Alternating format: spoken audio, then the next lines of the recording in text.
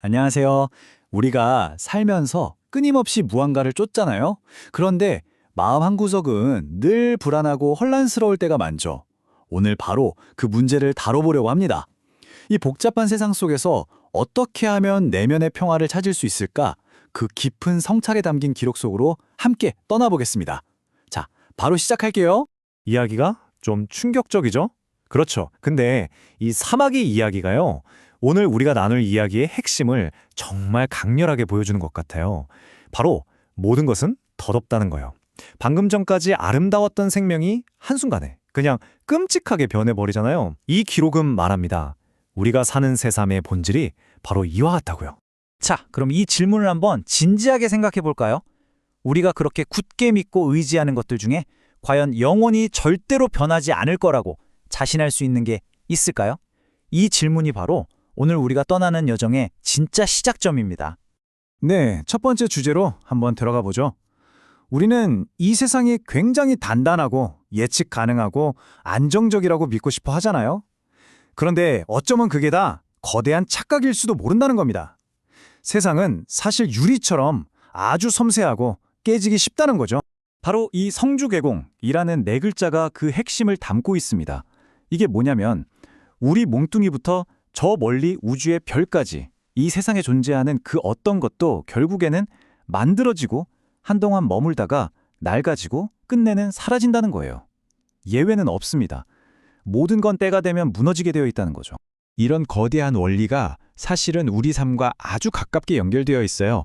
생각해 보세요. 나이가 들면서 몸이 예전 같지 않고 언제 아플지 무슨 사고가 날지 모르잖아요. 이게 전부 세상이 단단하지 않다는 증거고요.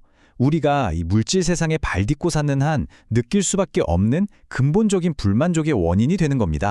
아니 세상이 이렇게 덧없고 변하기 쉬운 거라면 도대체 우리는 왜 그 안에서 영원할 것처럼 뭔가를 그렇게 필사적으로 쫓으면서 스스로를 괴롭히는 걸까요? 자, 이 문제에 대해 한번 깊이 파고 들어가 보겠습니다. 보통 사람들은 성공하면 높은 자리에 오르면 마냥 행복할 거라고 생각하잖아요. 근데 이 문장을 보세요. 완전히 반대 얘기를 하죠. 오히려 그런 높은 지위에 오르면 그 지위 때문에 생기는 아주 특별한 종류의 불안과 괴로움이 있다는 겁니다. 이 스티브 잡스 일화가 정말 많은 걸 생각하게 만들어요. 세계 최고 자리에 오른 사람이었는데도 엘리베이터에서 직원이 자기한테 인사를 안 하는 것 같다고 버럭 화를 냈다는 거잖아요. 이게 뭘 의미하겠어요? 결국 인정받고 싶은 욕구가 스스로를 꽁꽁 묶는 덫이 될 수 있다는 걸 아주 강력하게 보여주는 사례인 거죠. 우리가 보통 고통, 괴로움이라고 할 때 쓰는 이 고라는 한자 있잖아요. 이게 단순히 아프다는 뜻이 아니에요. 그 본질은 채워도 채워지지 않는 아주 깊은 불만족 상태에 가깝습니다. 마치 아이가 사탕 하나 못 얻어서 세상이 무너진 듯 우는 것처럼 우리 어른들은 돈, 명예, 권력이라는 사탕을 쫓으면서 영원히 채워지지 않을 갈증 때문에 괴로워한다는 거죠. 자, 그럼 해결책은 뭘까요? 첫 번째 방법은요, 바깥 세상, 그러니까 우리가 가진 것들에 대한 태도를 싹 바꾸는 것에서부터 시작됩니다. 네, 바로 이겁니다. 해답은 놀랍게도 아주 간단한 곳에 있어요. 단순하게 살라. 이 한마디에 사실 모든 게 담겨 있습니다. 복잡한 문제를 더 복잡하게 풀 게 아니라 그냥 기본으로 돌아가라는 거죠. 아주 강력하고 직접적인 메시지입니다.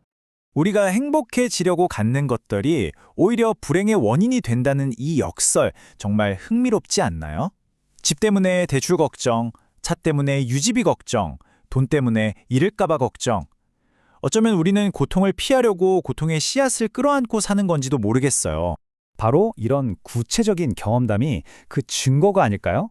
진짜 행복은 더 비싸고 더 좋은 걸 쌓아올리는 데 있는 게 아니라 오히려 아주 소박하고 단순한 것들 속에서 발견된다는 걸 정말 분명하게 보여주고 있습니다.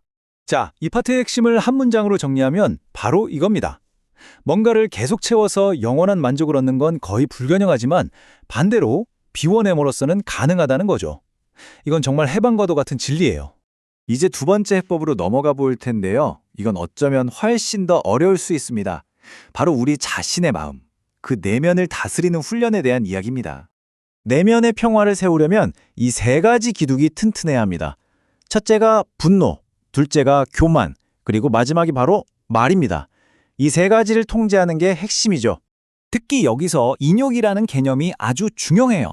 이건 그냥 치욕스러운 걸 억지로 참는 그런 소극적인 게 절대 아닙니다. 오히려 어떤 부당한 일을 당해도 화로 반응하지 않는 것, 그 자체가 내면의 힘을 기르는 굉장히 적극적인 훈련이라는 거죠. 이 구절은 정말 잊을 수가 없어요. 몸이 찢기는 고통 속에서도 화를 내지 말라니. 그만큼 분노를 다스리는 게 내면의 평화를 얻는 데 있어서 절대적이라는 걸 강조하는 거겠죠. 그리고 이건 정말 실생활에 바로 써먹을 수 있는 체크리스트 같아요. 괜한 갈등을 줄이고 마음의 평화를 지키는 방법이죠. 말하기 전에 이 5가지는 한번 떠올려 봐도 우리 삶에서 수많은 마찰을 피해갈 수 있을 겁니다. 자, 이제 이야기의 절정으로 가보겠습니다. 지금까지는 어떻게 살 것인가에 대한 이야기였다면 이제는 왜 사는가? 바로 그 궁극적인 질문을 던져볼 시간입니다. 와, 이 문장은 정말 우리가 생각하는 삶의 목적을 완전히 뒤집어 놓는 것 같아요. 그저 오래 사는 게 중요한 게 아니라는 거죠. 살아있는 동안 어떤 흔적, 어떤 업을 남기느냐가 진짜 문제라는 아주 도발적인 질문입니다. 여기서 말하는 업, 즉 카르마는요, 무슨 정해진 운명 같은 게 아니에요. 쉽게 말해 내가 한 생각과 행동들이 결국 나에게 돌아온다는 원리입니다. 작은 생각 하나가 행동을 만들고 그 행동들이 차곡차곡 쌓여서 나의 미래를 만들어가는 거죠. 그래서 우리가 마지막으로 마음에 새겨야 할 지침은 바로 이것입니다. 삶의 목표를 얼마나 오래 사느냐가 아니라 어떤 행동을 하며 사느냐에 두라는 거죠. 다른 사람 해치지 않고 상처 주는 말 하지 않고 미워하지 않는 것. 바로 그게 더 나은 업을 쌓는 길이라는 겁니다. 오늘 이 긴 이야기를 마무리하면서 이 마지막 질문을 여러분 각자에게 한번 던져보고 싶네요. 오늘 하루 여러분의 생각과 말과 행동은 과연 어떤 미래를 만들어가고 있네요. 잠시나마 스스로를 돌아보는 계기가 되셨으면 좋겠습니다.